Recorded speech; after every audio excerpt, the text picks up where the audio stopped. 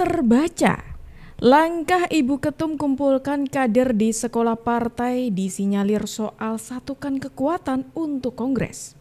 Lah, Kongres kan acara internal partai. Kok pakai satukan kekuatan? Kayak mau lawan siapa saja ya? Jangan-jangan nih memang benar kalau ada perselisihan di dalam tubuh PDIP. Berarti memang ada yang gak mau Ibu Megawati jadi ketum lagi dong. Waduh, ini menarik teman-teman. Kita ke berita selanjutnya nih pemirsa, ada Ketua Umum PDI Perjuangan Megawati Soekarno Putri yang kemarin ini diinfokan mengumpulkan wakil kepala daerah seluruh Indonesia yang pemenang Pilkada 2024 yang berasal dari partainya di sekolah partai di Lenteng Agung, Jakarta Selatan.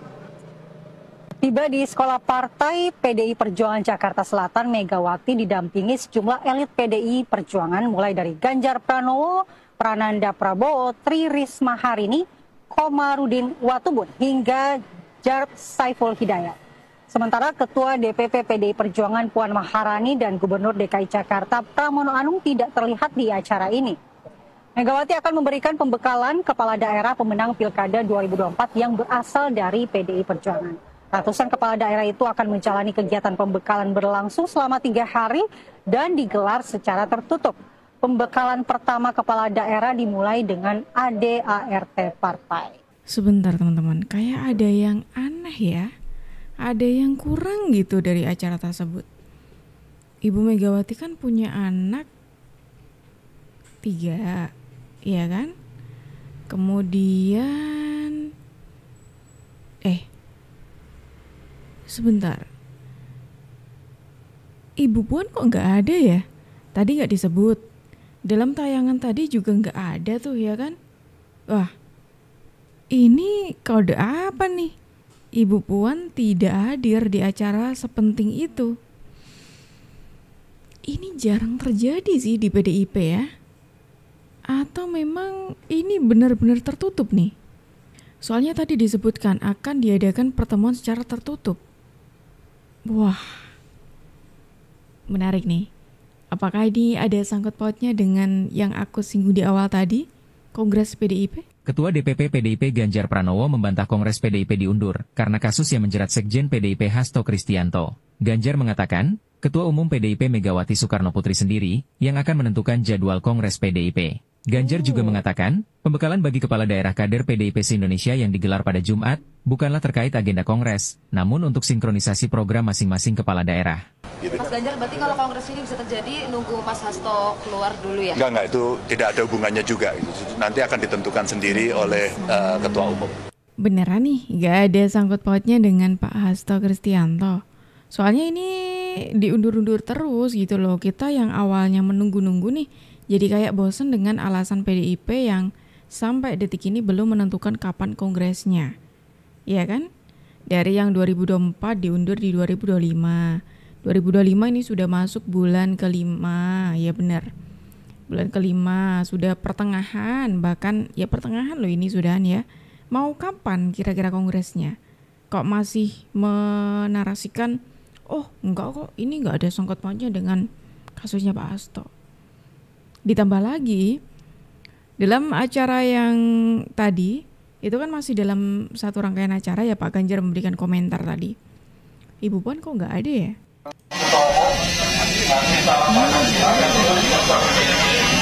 Oke, kita stop di sini dulu. Kursi berwarna putih dan coklat, cuma ada 2. Bukankah biasanya Ibu Puan Maharani itu selalu ada di sebelahnya Ibu Mega, ya kan? Kali ini cukup berbeda karena cuma Pak Prananda saja yang ada di sebelahnya Ibu Mega. Tidak ada kursi satu lagi untuk Ibu Puan Maharani. Ini kode apa? Dan selain itu, dari sekian banyak wajah nih yang terpilih menjadi kepala daerah gitu ya, kok saya tidak melihat salam Pancasila dan pendidikan salam Pancasila, pendidikan merdeka. Fokus kita.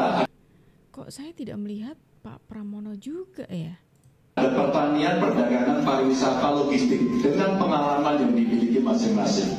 Ada tantangan bagaimana SDM, lalu waduh, Yang saya kira tadi cuma Ibu Puan Maharani saja yang tidak hadir. Ternyata nih ada kader PDIP yang memenangkan pilkada kemarin, ya berarti sudah jadi kepala daerah ya, itu tidak hadir juga di acara tersebut. Ini kode apa lagi teman-teman? Seperti kita tahu, Pak Pram ini bisa dikatakan orang terdekatnya dari Ibu Puan Maharani. Kenapa bisa komplit begini? Pak Pram tidak hadir, Ibu Puan juga tidak hadir. Rencana apa yang sebetulnya disusun oleh PDIP? Sebelum lanjut, aku mau ngingetin kalian dulu. Jangan lupa di subscribe channel ini dan pastikan kalian share video ini, channel ini, supaya banyak yang tahu sebetulnya ada informasi menarik apa hari ini. Kalau sudah, yuk kita lanjut. Bang melihat ini sebenarnya problemnya di internal competition gitu. Iya. Di dalam PD Perjuangan. Nah, kenapa? Meskipun tujuannya sama nih, Bang, kan memenangkan calon-calonnya. Mungkin kan mereka mengatakan Puan main dua kaki. Tidak mungkin mengatakan Puan tidak solid mendukung Andika ataupun Pramono Anung misalnya. Nggak mungkin. Kenapa? Ya karena tabrakannya problemnya terlalu berat. Jadi simbol-simbol ini orang-orang yang ini yang dipakai gitu loh. Tapi tujuannya memang untuk memojokkan Puan juga. Harus ada yang disalahkan atau dipersalahkan dalam proses ini gitu Bang. Ya, tapi itu bukan maunya Puan. Mereka tidak berani langsung menyerang Puan. Akhirnya yang jadi korban kan simbol. Termasuk juga menurut saya Bang, ini analisis ya. Ini Abang setuju atau enggak saya nggak tahu. Provokasi dari Hasto kepada menyerang Jokowi dan pemerintah gitu ya, untuk membuat suasana panas sehingga ada perubahan MD3 yang membuat Puan tidak lagi menjadi ketua DPR, ya kan, kemungkinan tidak jadi ketua DPR, sehingga karir politiknya pasti akan meredup gitu, karena bukan lagi memegang posisi yang sekarang kan, kalau turun itu kan agak susah gitu. Ya, jadi saya membaca ada upaya ke arah situ juga. Ya tapi itu akan gagal. Karena kan kalau misalnya Puan tidak menjadi ketua DPR, pasti Sumi Dasko kan. Iya. Kan gitu. Ya. Ini yang kita bahas tadi teman-teman. Ini jadi kita fokusnya ulangi. Ini jadi menariknya adalah ketika Ibu Puan tidak hadir, Pak Pram tidak hadir, kemudian muncullah narasi yang semakin memperkuat kalau di internal partai PDIP itu memang lagi nggak baik-baik saja. Ini sebenarnya sudah jadi narasi yang sudah lama, beberapa waktu yang lalu. Kalau di internal PDIP itu lagi ada persaingan gitu lah, istilahnya seperti itu.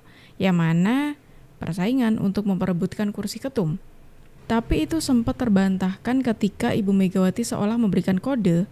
Ini sudah ada nih kayak gambaran ketum barunya PDIP, yang mana itu adalah Ibu Puan Maharani.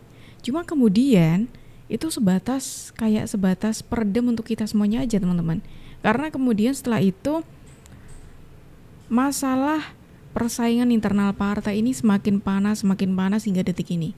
Bahkan gongnya ini ya belum bisa disebutkan gong karena belum kongres ya teman-teman. Ya ini ditambah lagi dengan Ibu Puan yang tidak hadir, Pak Pram tidak hadir, ya orang-orangnya Ibu Puan tidak hadir. Cuma ada Pak Prananda. Makanya tadi saya sempat singgung ya. Ada taktik apa yang sedang dimainkan oleh Ibu Mega nih? Internal partai sedang kacau, ditambah lagi ada pemandangan semacam ini di internal partai. Balai Kongres itu belum akan digelar bulan Juni, jadi kalau ini dari Pak Jarod perkiraan kapan sih dan DPP? Kongres itu betul tetap dilakukan tahun 2025. Bulannya masih menunggu. Nanti akan menyesuaikan. Dan ini kan urusan internal partai. Jika kita bisa mendahulukan yang lebih baik. Jadi untuk kongres nanti menyusul. Cuma dari arus bawah itu tetap menginginkan Ibu Mega sebagai ketua umum, sehingga kongres nanti menjadi forum tertinggi partai untuk mengukuhkan Ibu Megawati Soekarno Putri sebagai ketua umum PDI Perjuangan. Bulannya kapan? Nanti ditunggu. Tadi bilang menunggu dan menyesuaikan apa? Itu menyesuaikan apa sih? Apa yang perlu disesuaikan lagi? Ada banyak kegiatan yang akan dikerjakan oleh partai. Setelah pembekalan kepala daerah ini, kita akan adakan fokus untuk pembekalan pimpinan DPRD. Karena kita akan memperkuat 3 pilar partai. Apa 3 pilar partai itu? Satu, eksekutif, kemudian legislatif dan struktural partai. Ini yang menjadi fokus dari kita di dalam 1-2 bulan. Kemudian bulan Juni itu identik dengan bulan Bung Karno. 1 Juni hari lahir Pancasila, 6 Juni hari lahir Bung Karno, dan 21 Juni itu hari wafat Bung Karno. Jadi semua stakeholder partai untuk mengisi berbagai macam kegiatan di dalam rangka membumikan pemimpinan Bung Karno di bulan Juni. Sekaligus konsolidasi nggak sih 2 bulan ini? Konsolidasi kita terus-menerus. Kalau tadi Pak Ganjar mengatakan nggak ada kaitannya kongres ini dengan kasusnya Pak Hasto. Ini kemudian Pak Jarod mengatakan kongres PDIP bulannya masih belum jelas teman-teman. Akan dilakukan di tahun 2025 tapi bulannya belum jelas. Ya istilahnya kayak mendahulukan kegiatan atau kepentingan yang lebih penting lah gitu. Emang ada yang lebih penting dari kongres partai? Gitu, oke ya? Diingatkan juga nggak mungkin loyalitas terhadap partai. Loyalitas terhadap partai bagaimana? Diingatkan juga tidak? Apakah tadi kayak Pak Jarod juga sempat menyinggung soal itu? Apakah memang di bawah itu agak balik? Oh pasti. Karena begini, kan ada mereka yang jadinya kepala daerah dari PDI Perjuangan tapi juga diusung oleh yang lain. Tapi ada juga yang mereka kemarin umpama pengusaha, mereka pensiunan dari PNS, terus kemudian masuk ke partai menjadi kepala daerah. Maka kita sinkronkan juga. Harapan kita tadi itu platform ideologisnya sama, pemahaman berorganisasinya sama, membawa misi kerakyatannya sama, sehingga ujung-ujungnya tadi itu loyalitas yang dibangun juga akan sama. Kita Mas Ganjar, ini mengumpulkan kepala daerah ini mungkin ada anggapan bahwa membangun soliditas menjelang kongres, apa benar? Dan kenapa kongres belum dilanjutkan? Enggak. Kalau ini kebetulan saya dan Mas Jarod di Diklat, saya urusan pemerintahan. Ketika kita tadi mempertanyakan mulai dari ketidakhadirannya Ibu Puan, ketidakhadirannya Pak Pram, kemudian masalah kongres yang belum terpecahkan sampai detik ini, kapan sih sebetulnya kongres PDIP gitu. Kemudian kita kan tadi sempat bertanya-tanya, kok seolah-olah dengan ketidakhadiran ini Bu Mega tuh kayak sedang merakit apa ya istilahnya tadi, merakit kekuatan, menyatukan kekuatan, seolah kayak sedang melawan sama seseorang atau mungkin melawan pihak tertentu gitu. Dan ini menariknya soal internal partai. Kemudian Pak Ganjar ini semakin memperkuat dengan mengatakan pesan yang disampaikan dari Ibu Ketum soal loyalitas kepada partai. Lagi-lagi masalah loyalitas itu disinggungkan. Bahkan kita sudah tahu lah ya teman-teman, PDIP itu sebagai partai yang besar, tapi menariknya ada yang mengatakan ini partai keluarga, berarti besarnya ya ibaratnya kayak para kader-kader partai ini dianggap kayak ya sesuatu hal yang kecil lah semacam itu. Terus sekarang dihimbau lagi untuk loyalitasnya kepada partai. Harus seberapa loyal lagi tuh para kader partai. Selain nurut kepada Ibu Ketum sampai segitunya, bahkan jabatan apapun itu, sekalipun menjabat sebagai kepala daerah pun harus tunduk kepada Ibu Ketum. Harus kayak gimana lagi? Atau jangan-jangan sebetulnya pesan ini ada sangkut pautnya dengan informasi. Kalau ya dugaan sih teman-teman ya, ini masih dugaan kalau Pak Jokowi ini bakal memimpin sebuah partai. Sebelum lanjut aku mau ngingetin kalian dulu, jangan lupa di subscribe channel ini dan pastikan kalian share video ini, channel ini supaya banyak yang tahu sebetulnya ada informasi menarik apa hari ini. Kalau sudah, Yuk kita lanjut. Pernah nggak Anda melihat satu kapal besar, tapi berhenti di tengah laut? Layar terkembang, awak kapal lengkap. Tapi anehnya, kapal itu nggak bergerak kemana-mana. Itulah yang terjadi dengan PDIP hari ini. Kapal besar bernama PDIP ini sudah lama siap berkongres. Tapi sejak April 2025, agenda kongres ini ditunda lagi dan lagi. Katanya mau digelar di bulan Juni. Lalu kabar terbaru akan ditunda lagi, sebagaimana yang disampaikan oleh Utut Adianto, Ketua Fraksi PDIP, Rabu lalu. Padahal ya, ini bukan acara kumpul-kumpul biasa. Ini Kongres Nasional, hajatan besar yang menentukan arah partai untuk 5 tahun ke depan. Tapi kenapa ditunda terus? Apakah logistik belum siap? Hotel belum di-booking? Atau panitia sibuk cari konsumsi? Tentu tidak, Bung. Walaupun PDIP tidak menjelaskan, tapi kita bisa berspekulasi. Masalahnya bukanlah masalah teknis, tapi politis.